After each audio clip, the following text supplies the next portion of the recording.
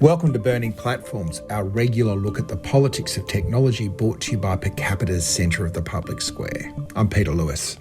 This week we look at the positive and negative use cases of AI in filmmaking with Jacobson, the director of the iconic Australian film Kenny. But first, our regular look at the latest news with our regular panellists, Digital Rights Watch Chair Lizzie O'Shea and Health Engine CEO Dan Stinton.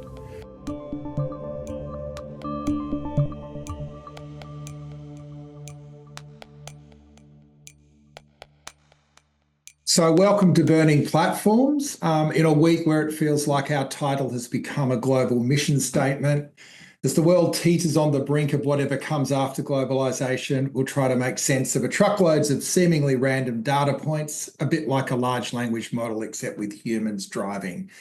Those humans are our regular panellists, Digital Rights Watch Chair Lizzie O'Shea. G'day, Lizzie. G'day, nice to be here. And our other human Health Engine CEO, Dan Stinton. Welcome, Dan. G'day, Peter. G'day, Lizzie.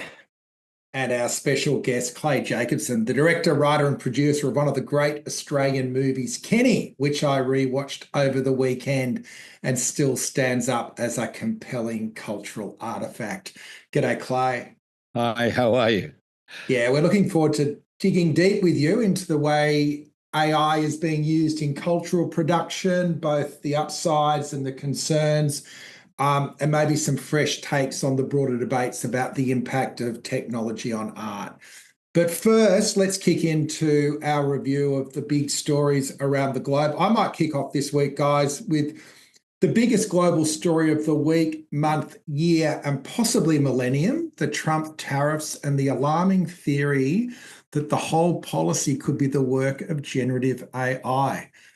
There was quite a bit of chatter when the Orange One unveiled his giant chart last week that the actual levels were not linked to tariffs at all, but were merely a calculation based on the US trade deficit with a given country divided by the country's export. But then journalists and economists took it one step further and started asking questions, or started to question whether the actual formula was the product of a chatbot. When tested, leading large language models, including Chat GPT, Grok, Gemini, and Claude, responded similarly to the prompt. What could be an easy way to calculate the tariffs that should be imposed on other countries so that the US is on an even playing field when it comes to trade deficit? Set a minimum at 10%. And hey, presto, you had reciprocal tariffs. Now, academic Rebecca Johnson, who wrote a great piece in this week's Spin, suggests this could be the first example of vibe governing. That's a riff off the phrase vibe coding, where lazy programmers let AI take over the job of critically thinking through a programming challenge. She writes, this fiasco underscores a deeper issue. Poorly constructed mathematical models, whether AI generated or human designed, can amplify flawed assumptions into devastating real-world consequences. Lizzie feels a little bit like robo-debt, but for international trade. Yeah, I agree. Although it did make me wonder, like I'm a critic of ChatGPT generally as being used as a tool to answer basic questions, or indeed to answer a question that you don't know the answer to yourself, even though I know Dan's much more of a devotee of using it for that purpose. But it did occur to me that it may give an answer that was more useful, likely to be accurate or correct than the people running the current Trump administration. So I was kind of conflicted there. Good safety rail. I know. I know. Talk to the machine. I know, because the humans are problematic. But I am very concerned by this, of course, because you do realise the kind of potential and power that is resting in these large language models. And critics of these large language models do, like Emily Bender and the like, argue that they're unfit for these kinds of tasks because they are trained on so much information that using them for specific and technical tasks becomes a kind of category error for what they're designed to do. So her argument is that using large language models in these kinds of ways is the particularly problematic kind of use, and that you really do need to put more effort into refining models for specific use cases rather than relying on the general model. And there's more to the criticism, of course, than that, but that's one way in which we can invest a huge faith in these models in circumstances where they aren't equipped to do the actual specific task. And that is true for searches or, other kinds of questions as well as this one. So I do think it highlights the immense power of these because they now seem quite central to the administration. And also we should be, in our everyday use, also concerned about using them in this way. But I think Dan's the one that needs to answer this question because he's a lover of these tools. Would you use it, Dan, for this purpose? What do you reckon, Lizzie? Yes. Yes. No, I mean, by the way, I think it's a massive accomplishment of Trump. I think it's the first time I've ever heard you say that the machine is better than the humans who are running things. But maybe that's more of a comment on how bad things have gotten in US politics. Yeah. No, of course not. I mean, it's crazy that you would use a tool like this for such consequential decisions, if indeed that did happen. I mean, that seems to be the speculation. It seems so fanciful that I'm struggling to believe it, but at least I hope it's not true. By the way, it is worth reflecting on the tech implications. I know this probably isn't where you wanted to go with this story, Peter, but I think this is interesting. It's worth reflecting on. I've got no agenda. I just thought it was interesting. Well, I want to talk about what actually happened because of these tariffs, right? So now, I'm not going to get into the weeds of what Trump's trying to achieve with these things or not, but I want to talk about it in the context of the tech industry because what I think hasn't really been discussed is what the implications will be for the tech industry in the long term. Now, in the short term, that's been discussed. I mean, there's been lots of speculation around, the cost of electronics and the fact that I think it was Dan Ives from Wedbush Securities is saying that most electronics are going to go up 50%, iPhones up 26%, those sort of things. So obviously, there's going to be a whole bunch of costs that will come from that. But there's two potential silver linings for tech, whether that's a good thing overall, I guess, is to be determined, but two potential silver linings. The first is that data is obviously not being taxed as part of this. And so there's going to be, I think, probably lots of implications for that, but two in particular that I think are relevant for us. One's an Australian context. I think because it's going to become so much more expensive to build data centers in the US now because hardware is going to be so much more expensive. Australia is going to become an even more attractive place to build data centers. And we talked about this a few weeks ago, but I think it's the economics now stack up even more, are likely to stack up even more in our favor. And because data is not taxed going between the two countries, I think that's likely to accelerate that kind of investment taking place in Australia and indeed around the world. And then the other one is I just think we're going to see the services component of these tech companies take up a greater proportion of the economy over time because we're going to see less of the economy or less of less being spent overall on physical goods, which are going to become much more expensive if indeed Trump does follow through. I mean, who knows? And digital services, which aren't subject to tariffs, are going to become relatively cheaper. And so we might see that play an important role. And therefore, I think the implications for the wider economy and society is that tech is going to have even greater influence over US politics, which I know we're going to get to in a second. So who knows? But I think who knows where this is going to go as ever. It's completely unpredictable. But it's I think that this could end up being good for tech in the long run. Clay, one of the areas in Trump's crosshairs is things like cultural quotas, content for Australian film industry, and also television and that sort of thing. Have you been watching this with any alarm or interest, or what's your take on it all? Well, I'm here to talk about AI in entertainment. Yeah. Having them actually work out tariffs using AI isn't the sort of entertainment I had in mind. It was, but it is true. You're probably likely to get more sense out of AI than what we are currently seeing, as you said. And I'm not sure, Dan, if it's wise to talk about, the tech. The sort of data not being subject to tariffs. I just don't think you should be putting those words out there in case he's listening. Oh, yeah. Hello, Donald. That one. Look, the thing about, we've always had a problem over here with keeping true to local content, and the bottom line is we struggle. We've always had a history of struggling against the big Hollywood sort of companies to sort of maintain our culture in what we make over here. We always seem to be, having to bend our content to suit, inverted commas, international audiences, which usually means American. It's a shame we haven't sort of adopted the sort of French principle that has been around for a long while, where there's a fee that goes to any American film that plays over there that goes to help their local industry. We've just not had the clout or the numbers to enforce that. I don't know where he's at with that at the moment. I know we've struggled over the last year to really have anything solid put in place. So I watch with interest. Yeah. Let's move it along.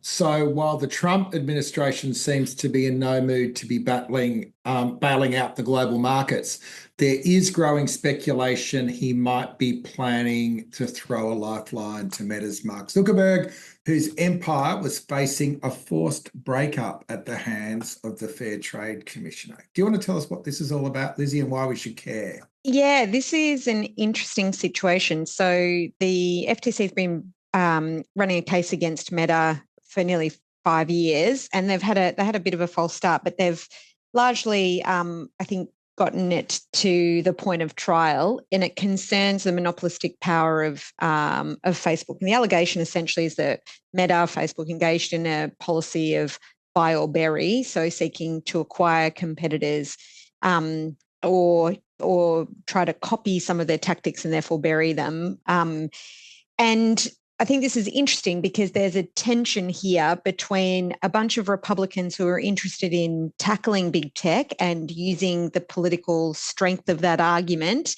and resisting monopolization and using the regulator for that, including the last remaining commissioner at the FTC, who, after the 2 Democratic commissioners were dismissed, he seems to be talking big about this. But then on the other side of the ledger, what we have is Mark Zuckerberg making lots of efforts to appease the Trump administration in its early days, and lobbying quite fiercely, it seems, on this and other issues. Now, I don't know what a lobbied settlement of this proceeding could look like when one of the potential remedies is the breakup of these companies and the reversal of the acquisition.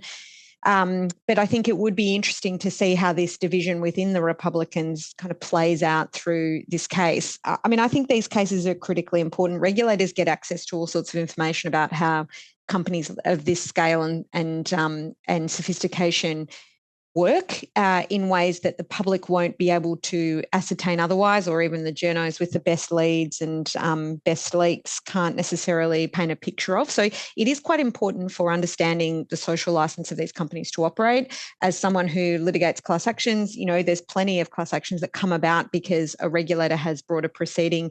That happens all the time in shareholder class actions, where a regulator might have identified misconduct, for example, by members of a board, or disclosures by a company that then is followed up by private enforcement on behalf of people who might have suffered. So there is an interesting, there's a particular importance, I think, of these kinds of regulator actions to the legal system as a whole, functioning as a place where people can seek remedies, and also companies that behave badly are not given a free pass for that are in fact held to account, which is important for companies who do the right thing as well. So I think it is really going to be a huge step back if this case is abandoned. It would be very unusual for the FTC to do that. And I think it will signal that if you're prepared to be nice to this administration, it will do a lot for you. But I think that may face some resistance from Republicans who have hung their hat on that as a basis for their political power. What I would say is, I was looking back at what Instagram and WhatsApp were purchased for. Now, you guys may have already known this, but I wouldn't have guessed it was the sums that it was. I mean, I knew Instagram was acquired by Facebook for $1 billion, but I don't know if you guys know what WhatsApp was. Well, it was $19 billion just a few years after acquiring Instagram. So they clearly have a lot of money set aside to acquire or bury competition. And I think that is, those numbers just to me are eye-watering. What's happened to the other FTC antitrust on big tech? Do you know, are they still live, or are they all kind of heading towards the boulevard of broken dreams? The FTC chair is the only remaining commissioner who's a Republican appointee. So I think what happens with the FTC is going to be interesting to watch, but I think there's a reason to think that other initiatives commenced by Democrats and Democratic commissioners will be abandoned. But yeah, I mean, who's to know really whether this this is the test, right? This is the first cab off the rank. It's due to go to trial in the next week or two. And if Trump says this is not what we want to do anymore, it will have implications for all the work of the FTC. Dan, what's your view on how this is unfolding? Well, it's not hugely surprising, is it? And I'm taking it as a given that the case is going to be abandoned. And if I'm wrong, I'll be pleasantly surprised. Wow. Well, I just think you look at Trump's form in this area, and he seems to have absolutely no regard for obviously norms or principles or rules of law or what's happened previously. And I think if he can do this, he will. And I think you need to look at this story in the context of Mark Zuckerberg being the world's most powerful editor-in-chief in a way. He's historically, up until very recently, he's at least maintained that the platforms that he controls are politically neutral, and I guess that's mostly been it seems to have been true in that they've been amplifying content that drives engagement, but whether that's from the left or right is sort of neither here nor there. The more controversial, the better. So the more extreme left or more extreme right, the better. But it hasn't seemed to have been one way or the other. But I think, we saw some pretty significant changes to that moving in a particular political direction after Trump won office. So, he terminated the fact-checking program, wound back content moderation policies, and perhaps most concerning of all, he appointed, Trump allies to the Meta board, including Dana White. So I think it looks to me like you have to assume that the content that is being amplified across these platforms is most likely going to be MAGA content, or at least content that is sympathetic to that worldview. As ever, we don't know that because the algorithms that govern these platforms are completely opaque. But I think, what is Mark Zuckerberg promising to Trump in exchange for not proceeding with this case? That's what I'd like to know. And unfortunately, we don't know that. And even if if Zuckerberg was promising to effectively amplify the MAGA platform across his incredibly influential platforms, we'll never know. We'll never know. You're probably starting to pick up that we're pretty skeptical about some of the big tech overlords, Clay. Interested in your thoughts, though? Well, I'm not terribly up on the politics of what's been happening with Mark Zuckerberg, but what I do know is just from my own personal experiences, I'm curious to see where his platforms are going to go in the very near future, because trying to beat the algorithms, trying to get a sense of neutrality, which is always something that I'm interested in with news, is how can I get some kind of even balance? I find increasingly more and more difficult to do. I'm consciously trying to look at posts of people's ideals that I don't subscribe to try and shake up the algorithms. What I'm wondering, though, is that the use of AI on these platforms now is so prevalent, and I actually wonder whether these platforms are going to start to crumble fairly soon, because once the general populace comes to understand that most of what we're seeing, we know most of what we see is manipulated, but when we come to realize that most of what we see is fake and actually slop, I just think people will start turning away from it. So I'm curious about what's going on. I think there's going to be some big shifts in this way, because I'm seeing a massive uptrend in AI now on these social platforms. Even the people that are professing to be talking to you from their lounge rooms or homes or whatever, are now avatars often. And the comments are being generated by so once it all becomes, as you say, slop, will it matter? The question is, Clay, will anyone care? Because one thing that Meta has been pretty good at is putting content up that drives engagement. What I fear is that there'll be a few of us that will care that it's AI slop, and the vast majority who will just go, well, that's really interesting and I'm going to stay on there. You don't think there's a limit on that? I feel like people, I don't know. I feel like they also disguise some of their engagement stats and growth figures. Like, who knows? There's this fragility to that business model that I think is very easy to paper over. But I wonder about that. I don't think people go on Facebook to look at rubbish that is generated by a bot and I think they go on to talk to their family and friends. And when that's harder and harder to do, it does become less appealing. There are other business models they've got, don't get me wrong, but I do think there's a limit to how much you can serve people slot before they don't want to participate anymore, personally. Well, I hope you're right. I think there's been a massive drive over it's always been worrying to me, and I saw it from my own son's generation of, the generation of people talking from their bedrooms about what interests them and how they see the world. So much more now, and I come from a background of advertising, so I've worked for the devil for many, many years, and it's really interesting to see how little of corporate advertising is being seen on these platforms. They're all being dressed up as things being discussed from the home, or this is Margaret's view on this particular product, or and I'm hearing from my lucky enough to have children across different demographics, and I'm always asking, there's a sense of exhaustion that seems to be coming from, my son's 28, I've got a daughter who's 39 and 42, and they're all saying the same thing, that they're feeling like it's getting to a point of hitting a wall, I think. I certainly feel it. So, what will they be regulating? So that's a good segue into your contribution, Dan. A new release from Chat GPT has transformed the work of acclaimed manga artist and director Hayao Miyazaki and his Studio Ghibli into a meme that is flooding the internet and creating a flashpoint in the debate around the moral rights of artists. What's going on there? Yes, Miyazaki, I think is how you pronounce it, but that's never been your strong suit, yeah. Peter. You bring other talents, but I got Chat GPT right that time, though. That's true. That is progress. That is progress.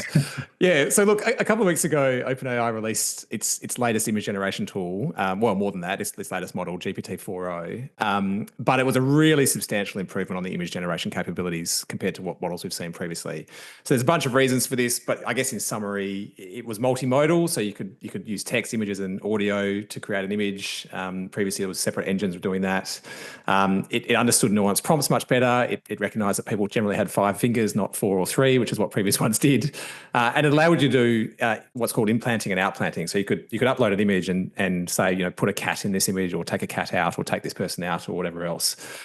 So look, I'll start with the good, if you like. I mean, it's amazing. I know that we're kind of getting used to what these models can do, but if you just think back even sort of 2 or 3 years ago at the quality of the image generation that was out there, and it's absolutely phenomenal how much better these models are getting. And, there is a lot of application for these, hopefully most of it good, but certainly some of it bad. So on that topic, what you touched on, Peter, that one of the I guess, internet trends that formed off the back of this was people effectively creating family photos or photos of their friends or animations of their friends or what have you in the style of Studio Ghibli.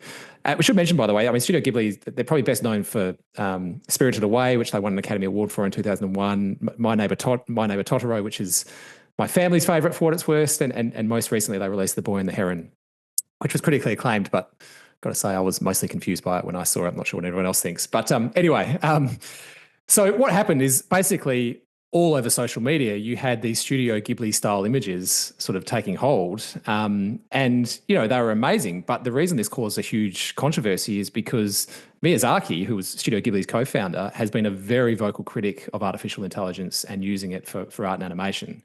So he appeared in a documentary in 2016 where he described AI-generated animation as an insult to life itself. And he emphasised the belief that human creativity and craftsmanship was irreplaceable. And so he wanted no part in it, basically. Now, he hasn't said anything on this controversy since, but I do note that Sam Altman also changed his profile pic to a Studio Ghibli style off the back of this and got a huge amount of pushback. And it just feels to me like I'm very conflicted by this, because I first came across it because my kids were playing with this and showed me images of our family in Studio Ghibli style, and they took a huge amount of pleasure from it, as did I when I first saw it. But, it doesn't take long to think about it. And when you realize that if the person who co-founded that studio and is largely responsible for it wants no part in it, how would they feel about their artistic endeavor being effectively taken, losing control of it, and effectively it being sort of spread across the internet. Now, look, some artists will want this, right? And I think for those artists that want that to happen, they should absolutely be entitled to do it. They should also, by the way, in my view, be compensated for that. But it appears in this instance, OpenAI has trained their model on Studio Ghibli's work. There's been no payment to Studio Ghibli for that. There seems to be very little legal recourse because the law hasn't really caught up to this technology yet, as is often typical. And so as a consequence, there's these Studio Ghibli images all over the internet, which the founder would be horrified by. I don't know what the remedy is, but surely there has to be a way for the artist to opt out of it if they want to. We've talked about moral rights before, and we've spoken about, for instance, Lizzie's book going into the machine learning canon. But this is different in that this is a specific use reproduced. It'd be more like Tim Winton, all these Tim Winton in the style of books being released out, which he's got no control over, right? So is there like as a non-lawyer or a bush lawyer, I always go to there must be a moral right, but there really isn't one, is there, Lizzie? There's nothing enforceable. Well, I don't know. Like Scarlett Johansson obviously was caught up in a conflict with OpenAI about the use of her voice, and it is interesting because in some ways the larger artists, larger profiled artists and more genre defining artists are in a better position to push back against an extraction of their creative labor in this way. And so I do wonder whether they're considering what to do about it. Like, there are rights that you retain as an artist, but it is also fair to say that I think,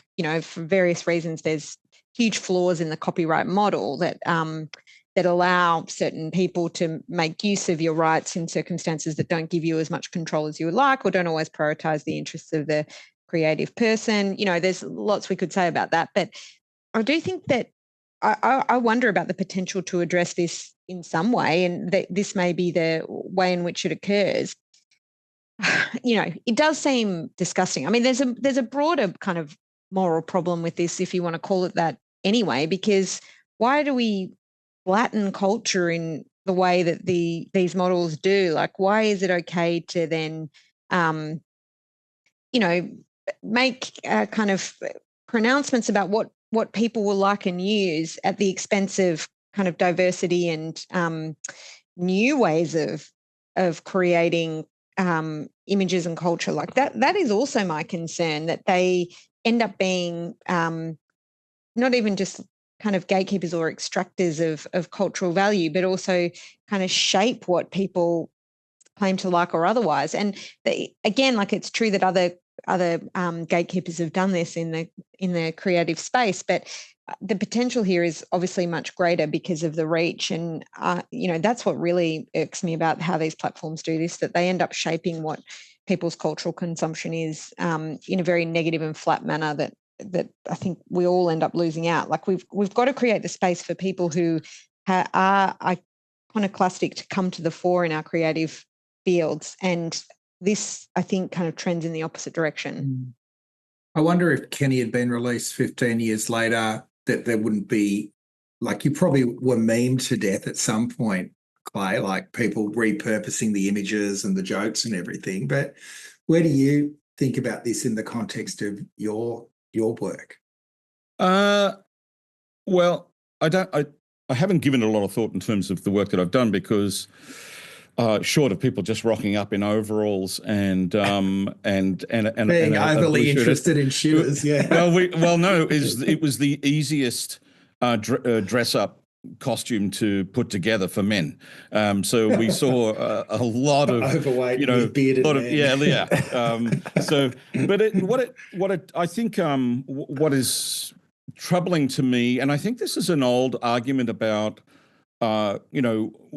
what are we culturally appropriating? What are we stealing? What is art? What is, populist novelties?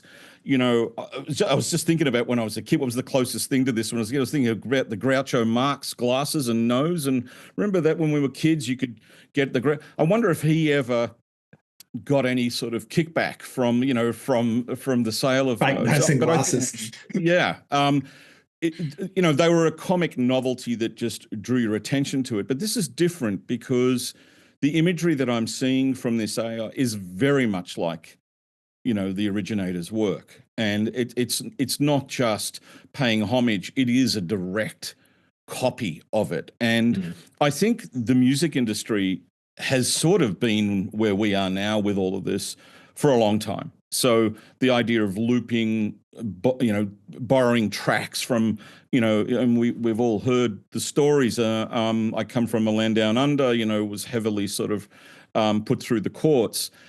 The argument always seems to end up being, how similar is it to the original? And is someone profiteering off that? Or like none of us live in a vacuum. Every single piece of art comes from two pre-existing things creating a third. So two separate ideas will create a third. And the artist's role is to make sure that third, that new element that they create from whatever has been their inspiration, stands up on its own, says something about that artist, and brings something new to the table. And I'm not seeing that in this case. And particularly knowing that Miyazaki actually has openly detested this kind of thing, I think it is disrespectful. So yeah, it's one where I think it needs to be identified as a novelty, that's what it is. It's a chance for your kids to do a family image in the way that a kid wants to dress up as Spider-Man but if there's money to be made from it, there should be some going back to the originator. And well, that's the interesting point. Well, it is for me. Sorry, boring economics again. But this is I think it gets at the heart of why this is so problematic in my mind, at least, because the fact that this became an internet meme and an internet trend and sensation resulted, I reckon, in a huge number of people signing up to OpenAI's model and them getting a huge commercial benefit from that. And as far as I can tell, Studio Ghibli has received none of that benefit. So there's a problem on two levels. There's a problem because, well, that doesn't seem very fair to me. But secondly, just take the economics out of all the commercials out of it. If the founder didn't want his artwork being used in this way, surely, irrespective of whether 1 + 1 = 3 or a new thing is created, surely we have to create a system which respects that. But I mean, you're a filmmaker. What would you think if there was a trend of people creating, men in overalls playing with shit, and that became an internet trend, as unlikely as that is? How would you feel? Like, would you want to be compensated for that, or would you regard that as a net positive? Well, there's the old often artists will talk about, imitation is the best form of flattery, but this is different. I think you're right. I think, if I categorically didn't want someone to go out and replicate what we did, then that should be, respected. If it was something that any artist could easily slip in and out of, and so it wasn't such an easily definable style, then it's grey, right? It's like that's the area of influence and inspiration, and we call it paying homage in the film industry, which is another word for stealing and reappropriating it. But, the new film Substance. I mean, I loved watching that film. I found it fascinating on many levels. It is riddled with direct references to so many films that I love. And I actually enjoyed watching it because it went out of its way to highlight those moments. But they're a one-off, they're a one-off sort of pin in a dart on a board saying, look, here's me tipping my hat. Here's me tipping my hat to this film that had an impact on me. This is different. This is doing an entire piece that's copied off an artist's work that looks exactly like what they've spent their life. And let's not forget, Miyazaki spent years generating these images. I have another friend who's an animator, and I asked this question of them because very meticulous animator. And I asked the question, if I could create a technical way of you being able to do this without you having to spend the time, would you embrace it? And it was something he gave a lot of thought to. And he said, look, there's something about spending that long on this process that is part of his process, and his thinking, his ability to actually swim in the soup of his ideas and live in the world that he's trying to create. So yeah, I think it's wrong. Well, you do value. Sorry, you go. So I think we'll just keep this going. But mate, I know that we wanted to go deeper into your ideas around AI and art, and particularly your profession, Clay. Mate, Dan, I'll get Dan to set up the conversation, because he dragged you into this party. He's to blame. But do you want to set up why you're interested in having this broader conversation about the intersections of some of our ideas and how it's being used by creators like Clay, Dan?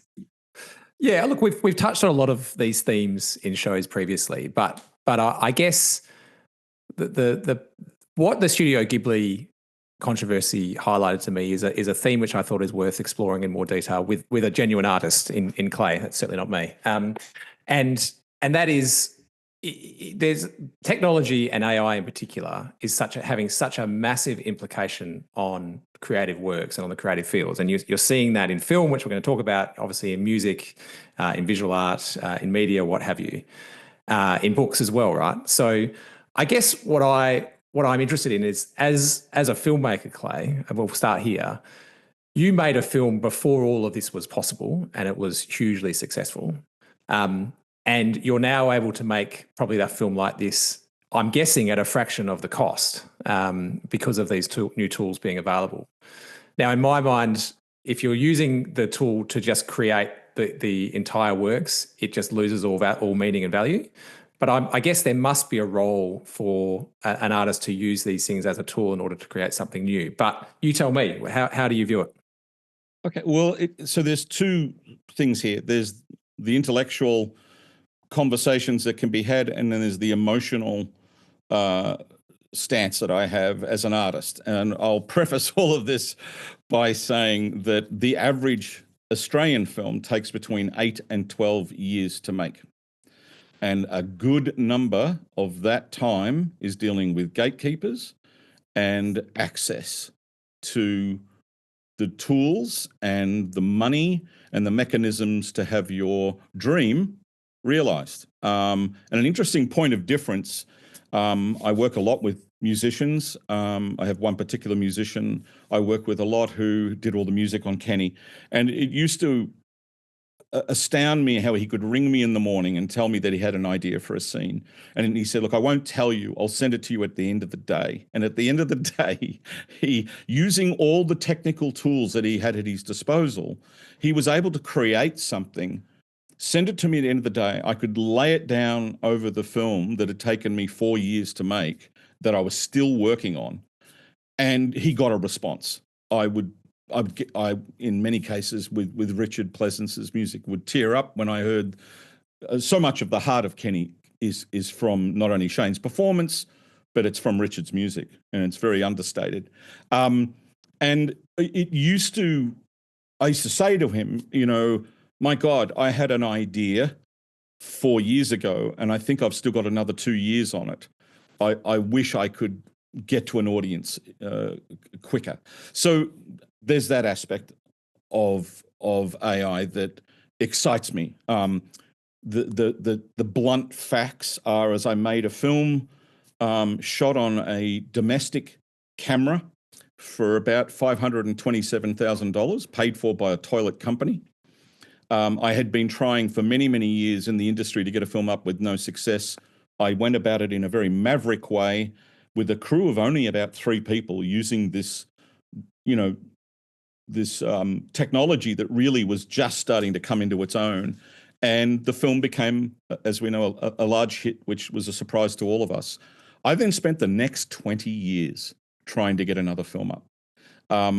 It was so frustrating because no one saw the value in these other projects that I was putting forward, because they weren't me repeating myself with I love genre. I love different forms of genre. One was a science fiction. One was a story about a 13-year-old girl who holds her stepfather hostage in a forest. Another was set on an oil rig, in the 80s. Another one was a science fiction film about a woman detective who clones a serial killer to try and understand his motives. And it becomes a sort of a pseudo story about motherhood. I just came up against so many walls. And then my next film that I made, Brother's Nest, was literally me swinging the pendulum so far. It's a nasty little movie, Brother's Nest, if you haven't seen it. It's about two brothers, Shane and I, plotting to murder our stepfather. And it really was a reaction to the difficulty of getting films up. So having said all of that, I still have 8 feature films that are sitting on a shelf that I couldn't get produced. And trust me, I tried very, very hard to get them up and running. And some of them we spent 15 years trying to get up. AI excites me in the sense that I have a feeling I'm going to be able to tell those stories. So that's where the excitement starts. The other thing I should say is, for the last 4 years, I built and have been running a film studio called Dream Screen Australia, which was basically, when COVID hit, I was about to do a film in Bulgaria and it killed it. And the producers were saying, "How can you do this here?" And I said, we would need to use virtual production, which was another new technology that was disrupting Hollywood.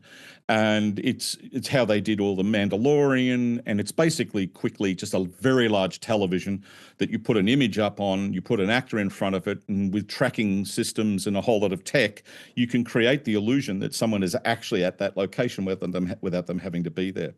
So can I just ask, Clay, why will AI now allow you to make them, like the bit, I'm with you, except the point at which, so why is AI going to be the solution to your problems of getting your movies to realization?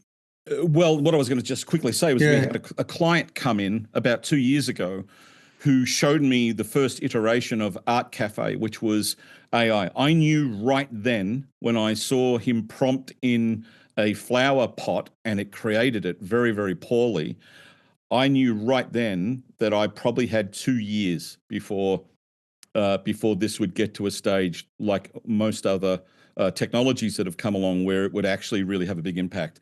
To answer the question, what I have been deep diving, I actually hired a AI officer for a year. His only job was to come in once a week, and I said to him, "You're on top of the building with binoculars looking out for the enemy, and you have to decide whether they're friend or foe, and can we invite them in or do we turn them away?" And he did that for 1 year. And what happened was, it got to a point where if any AI was any older than about 2 weeks old, it was almost redundant because it's changing and shifting so quickly. What I'm discovering with all the deep tests that I've done is that the ideas that I've got, the scripts that I've got, I think within the next 3 to 4 years, I'm going to be able to realize them on a much smaller budget, still working with the collaborators that I want to work with, still it's not about pushing a button and having it do everything for me. It's about getting through the mirth of the stuff, the gatekeeping, a lot of the in-betweens that get between you, an idea, and an audience. So it won't compromise the art then, Clay? You think that you can use these tools and still get to the heart of the matter? Yes. And if it's not, let me put it to you this way. If the AI is not able to generate what I would otherwise be doing with old school techniques, I won't be using it. If there's an element of AI that can get me to where I've been able to get in the past, as well, if not better, and hopefully faster and cheaper, I will embrace it. And let's not forget that, I've spent the last 40 years teaching students, and, one of the first things I say is filmmaking is the art of compromise. The compromise truck rolls up and unloads more gear than any other grip or gaffer will. And you need to be able to write material that you can actually make, because you're going to spend so much of your time having a producer tell you, "We can't afford that. Make those 4 characters 2. not 5 locations, 1 location. We can't set this, in New Zealand. It's got to be set in Tasmania. It's like these are the restraints that you get as a filmmaker that any director is used to hearing. The great thing about AI is that there really is a very real chance that those compromises can be greatly reduced. So just the other thing that I'll say is I just put up on my Facebook page about a year's work of me deep diving into AI. And it was really interesting because I made a point of mentioning that I didn't have an emotional connection to a single image on it because they were just prompts in AI. They were what I call a creative lucky dip. I'll put a prompt in, see what I get. Does it look impressive? What I'm interested in is how well can this thing iterate? How close can I get to what I've been seeing in here? And this is the thing that I always say to people when they say, "You sad that your films haven't been made?" I always say, "I'm sad for you," because I've seen them. I've watched them play out in my head many, many times. I just haven't been able to show you. So what excites me about AI for me is the ability. I know I'm going to spend a very solid year sitting down with AI when it gets ready enough to make something that I'm hoping anyone watching will not be able to tell the difference between it being AI or if I had have been able to go to Hollywood or had a decent budget. That's what I'm hoping for. And that's what I'm keeping an eye on. I have many concerns for it. There'll always be the person that goes, and I'm seeing them already. I'm seeing so many short films that are getting put up going, "Hey, I just made this movie with AI." And I can't get past about 5 seconds because you know why? There's no craft. So it looks impressive, but there is no storytelling craft. The person that's created knows nothing about acting, knows nothing about lighting, knows nothing about story design, editing, doesn't know anything about how props can tell you story, can inform you about story, how music can inform you of story. Those things need to be taught and understood, and AI is not currently at a place where it can do that. Now, going back to your stretched metaphor, or to stretch your metaphor, where's the friend and where's the foe? So where were the foes?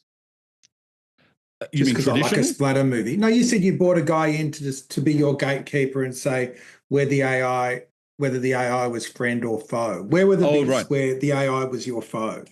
Well, where it was, the truth of the matter was what it ended up being was the social impacts of AI. So there's 2 different animals. There's me wanting to make films, and then there's how AI is going to impact us socially. And the biggest foe was that side of things, robotics. And I had to actually steer him away from researching anything outside of entertainment because he actually started to get depressed by it. And so it was really interesting. He was a young man who was about 23, and we ended up deciding to just basically keep it to entertainment. But friend or foe in this instance, the one when I was talking about that was to do with our workplace, which was the dream screen virtual production, meaning what is going to kill us and what is going to help support us. So the stuff that looked like it might actually undermine virtual production, I made a point of not going down that road. But anything that could actually strengthen our work, I embraced, and we did. So we were using AI at Dream Screen quite extensively, and it was really interesting because while we were doing that, I was getting a lot of the negativity that I'm hearing from people. And I think a lot of it is because there is this assumption you type in a prompt, push a button, and you get something that stands in the face of someone like Miyazaki, who spent years generating good work. And I'm not seeing that from the artists that I know that I've worked with over the years that are embracing AI. And I can sort of talk very quickly about one instance that is a good example of how AI really helped us.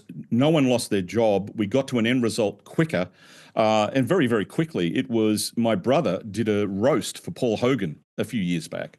And at that stage, he adopted my company to supply the imagery on the back of the screen. And my son is a computer whiz and was doing all of the 3D work for the imagery that would be behind the guests and Paul Hogan. And it drove my son crazy, like the amount of iterations and the producers not quite knowing what they wanted until they saw it. And I remember my son saying, I love my uncle so much, but this is doing my head in. And I said, mate, this is working with clients. This is good experience. Anyway, it took 2 weeks and we had a certain amount of money to do it. 2 years later, he did the same thing again with John Cleese. He did the roast for John Cleese, but AI had come out at the time and I had actually hurt my back and I was in bed, immobile. And he rang up and said, can you help? And I said, yes, I can, but we'll turn it around in a day, not in 2 weeks, for the same amount of money. He said, how so? I said, give me a brief. He gave me a brief. With AI, I then sent him 100 examples of what his brief kind of sounded like. And he said, oh my God, these are amazing. And I said, great, now get your producers to distill that down to 10. He came back with that. And I said, now get them down to 3 and now get them down to 1. So within 15 minutes, we ended up with the very image that the producers wanted to do. I then turned to my son and I said, now replicate this in 3D with all of your skills, and this is exactly what they want, and then we can work on the lighting and what have you. So we ended up taking 2 weeks' work down to a day, 1 day, same amount of money, exactly the same crew, no one lost their job, everyone was involved, and everyone was happy, and it went to air. I mean, I do wonder whether people continue to pay you the same amount of money for that kind of work, I must say. But I do sort of so I understand the argument. Like it's a labor displacing technology, right? Like it's not, it's designed to take labor already done and turn it into labor that labor that would be done by people, but instead done by machines. So I can totally understand how for certain people in the sector, there's some real possibility there. I do wonder, though, what you think about the stripping away of the sector and it's outside of storytellers. Like people often say, I'm a lawyer by training, that, it's going to take away your job. And I go, no, there'll still be work that lawyers do. There's a whole bunch of other work that is automated and is already and will continue to be, but there's still a small section that will be done by lawyers no matter what. And I feel like that's kind of where you're coming from as well. Like you can see the utility. But I do wonder in a creative sector like that, whether there is a loss in all the other professions that you're using AI tools for automating that work that would normally be done by them. Like, you talked about the missing element of craft. Like I think you've, you hit a nail on the head there, right? It's easy to produce a film, but the actual, the craft of doing it is what sets apart some filmmakers. But do you learn as you do? Do you learn from others in the industry as you do in terms of building up that skill of the craft? Like, is there fewer opportunities to become a skilled craftsperson where the other people who are involved in the process of making a film are no longer around because they've been replaced by AI technology? Are you worried about that, or do you think I'm overstating something that? No, I'm not, only because I've seen this so many times. I mean, before I was born, and once I've been making films since I was 7, and I've seen these arguments appear many, many times. I mean, admittedly, AI is more disruptive than almost all of them combined. But I've heard it. It happened way back with the printing press, photography. When sound came out, when color came out.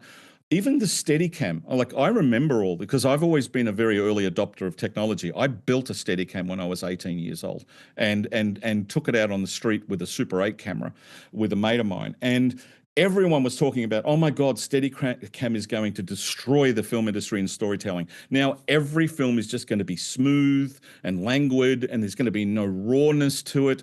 And it wasn't. It became just a tool. The Luma crane came out. People might not remember that, but Spielberg grabbed it and shot an entire movie with it called 1941. Everyone was up in arms because this is going to take work away from all. It didn't. Digital cameras, now this is my favorite one, digital cameras, DSLRs, they actually came out 3 days after I released Kenny, which upset me greatly. I would have loved to have had them to make Kenny. But I rang up Canon and I said, I want to know what these cameras can do. Have you got anyone doing any launch videos? And they said, no. And I said, I'll do them, but I want a camera and some lenses in return. So we shot some of this footage. The argument in the day was that it just looked great out of the box and it was going to kill, cinematography. If everything just looks good, then what a cinematographer is going to do. So I shot all this footage with a cinematographer friend of ours. We put on a lecture at the VCA and had a room full of DOPs. They all at the time said there was no way known they would not shoot film, that they saw this as the death of filmmaking. And of course, we now know that unless your name's, Christopher Nolan or Tarantino, you're not shooting film. You're shooting digital, and people are doing beautiful work with it, and it's entered its own thing. Even virtual production. I ended up doing a talk on it at the same place at the VCA, filled with a lot of the same DOPs, and they said the same thing again. We love the look of this, but I don't see it working. I then asked how many were at the Canon lecture 10 years earlier. About half of them put their hands up. I said, you all told me then you wouldn't embrace digital. How many of you are shooting film? None of them put their hand up. So, hey Clay, yes. Can I just? I'm just conscious that we have a few minutes left, and I just want to get your take on one element of this, of picking up on Lizzie's point. Yes, and that is the potential for AI to replace some of the most prominent members of a film, and that's the actors. And I'm conscious that we just had the strikes in LA about this, and the fact that there was basically an accord reached, as I understand it. You're no doubt much more across this than me, but where the use of AI was limited, and the ability to do something akin to Studio Ghibli and take write a script in the style of, I don't know, name your script writer, was effectively outlawed from that industry. Is that? I mean, do you welcome that? Is that a good thing? Like, where are the guardrails? Where are the guardrails? Well, I do. To get to your point about losing actors, I think it'll be a long time before that happens. There's something. What you have to understand about a lot of filmmakers is when you write a script, you want other artists to breathe life into it, and there is something kind of cold about AI. It doesn't breathe life into things. So I will always be looking for those what we call top of the line artists, the DOP, the production designer, script writers, actors. The difference is, instead of having to, I think a lot of performances will be able to be done now in a small space where you get two great actors together. They don't have to be worried about lighting hitting their marks. What the cumbersome nature of what they have to wear. They can sit there and wear something if they want to, if it helps their performance, but they can really get to the core of a performance. A bit like theatre. Most A-grade actors will tell you they prefer the theatre to film because of the nature of how they can be fully immersed in character. I think those things will collide a little bit more. And so you can allow actors to really investigate storytelling, and then you use AI to place them into environments. So you're still using a little bit like what we've seen with all the motion capture of, there are actors that have become quite famous, Gollum, that have made a career out of actually creating performances with motion capture. It's the same thing. There will be actors that'll be that will embrace this, and there'll be others that won't. But that's how I sort of see it. I have no interest in just talking to an AI computer on my own. I want to collaborate. I think a lot of artists want to collaborate. There will be those that don't, but I think, like all art, they'll be flooded with dross, and the good stuff will rise to the top. Any one of us has access to all of the tools that most artists are using in the National Gallery, but try and get your work put in there. It's about curation, and it's about having the good stuff be shown. I've always said, if you go to the gallery and there's a photo of a person that looks totally real, that's 8 foot by 4 foot, and beside it is one that's exactly the same. There's no definable difference except one has a plaque that says this was done by hand with pointillism by a human being. I guarantee you the audience will be staring at that, not at the one on the right. And I think that's where we're at. So to round out with a Kenny reference, it's like finding the wedding ring in the excrement. Yes. Yes. I just thought I'd land that baby. Somebody had to. That was a great discussion, Clay. Thanks for being part of it. And thanks everyone for joining us. If you're looking for big tech news, make sure you subscribe to our newsletter, which I will update at some point this month, The Town Crier. Otherwise, thanks for being part of it today, Lizzie, Dan, Clay, and we will speak to you all again in a fortnight.